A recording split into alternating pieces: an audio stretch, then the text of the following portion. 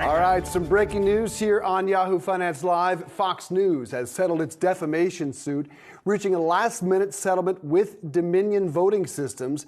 Vanity Fair special correspondent and hoax author Brian Stelter, my former colleague at CNN, has been covering this saga. Brian, good to see you. What are we learning about the settlement? We don't know how much Fox is paying, and we don't know if there will be on-air televised apologies. But I do have this statement just in from Fox. I haven't read it yet, so I'll read it to you. It says, "We are pleased to have reached a settlement of our dispute with Dominion. We acknowledge the court's rulings find certain claims about Dominion to be false." So in other words, Fox is admitting some of what we were airing was a lie. Fox goes on to say, "This settlement reflects Fox's continuing commitment to the highest journalistic standards."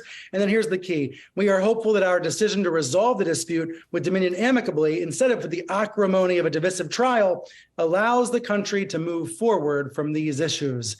So Fox is saying they're doing it for the good of the country, the good of the United States, to settle this trial. The truth, Dave, is Fox wanted to settle this from day one. It was Dominion that was holding out. Dominion was holding firm, believing they had a very strong case. And I think what we've seen happen here is Dominion using all of its leverage to push Fox right up to the brink of opening arguments before agreeing to terms that must have been very favorable to the company. But again, we don't know the specific terms yet. Yeah, Brian, what about, I'm sure there are a lot of people out there who aren't happy with Dominion for settling, the fact that this didn't go all the way to a jury verdict. How should this be viewed just in terms of how big of a win maybe this was or realistically is here for Dominion?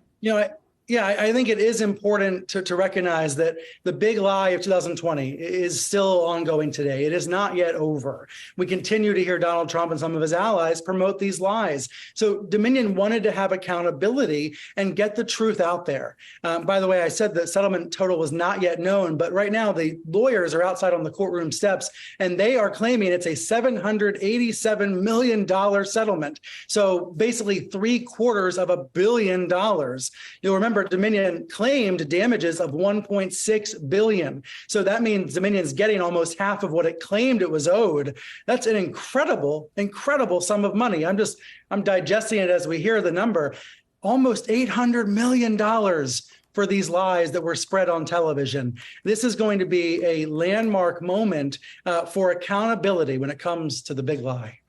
Interesting to see the stock reaction, though. It almost is met as a positive by investors because they have that kind of cash on hand, so it may not change anything financially. But Brian, you keep your eye on Fox. Will it change anything in terms of the programming? There was a sentiment that if they settled, Fox would never change its behavior. What's your perception on that? I think what we've seen on Fox is something a little bit different. They don't name Dominion or the other voting technology company, Smartmatic, that has also been suing Fox. They don't purposely demonize those specific companies. But some of the biggest stars do still sow doubt about the voting elections, the voting systems in our country, do sow doubt about the integrity of our elections. Unfortunately, that is something that even a giant lawsuit cannot change. But look, $800 million, most media companies would not even be able to afford that hit. You're right. Fox has $4 billion in cash on hand. They can afford this. It'll be a painful blow, but not a mortal blow for the Fox Corporation. But still, to have to pay that much money that could have gone to journalists or anything else, that is going to have a significant influence, I think, on Fox News going forward. I would be really surprised if the current leadership at Fox is still there in 3 months. This is the kind of thing that would cause typically leadership changes, maybe talent changes. This will have real consequences for the network. Yeah. Do you think any talent heads will roll? And what about this other lawsuit, Smartmatic, which I'm here has been waiting in the bullpen? Smartmatic is in some ways the even more challenging case for Fox.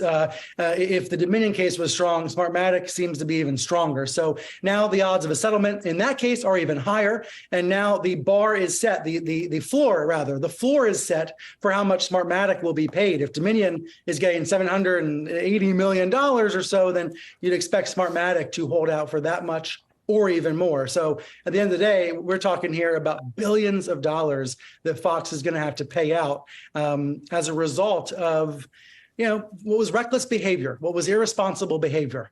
It wasn't found to be criminally defamation, but it was clearly unjournalistic and unethical. Yeah. And that's been exposed in a way I've never seen with Fox before. Fox News has been around 20, 25 years. It's one of the biggest brands in media, has so many loyal fans. It's never been exposed the way it has been today.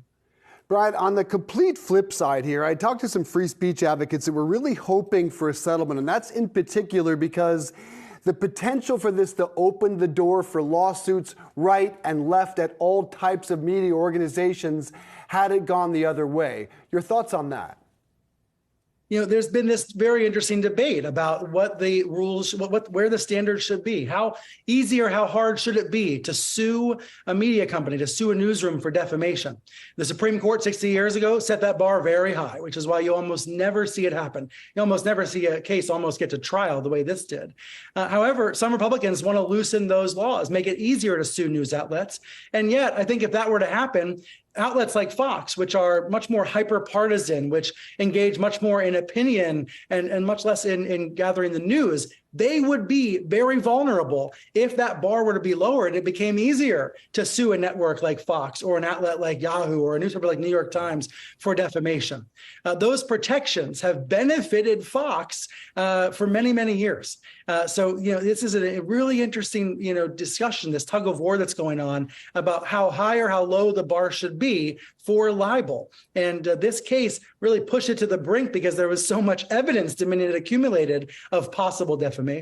All right, so people can follow you at Brian Stelter. How do they get more on the podcast? Are you doing a special edition for Vanity Fair? We are for Vanity Fair, and now we're going to have to do an emergency podcast. It's up on Inside. All right, we'll check that out. Brian Stelter, good to see you again, my friend. Thank you.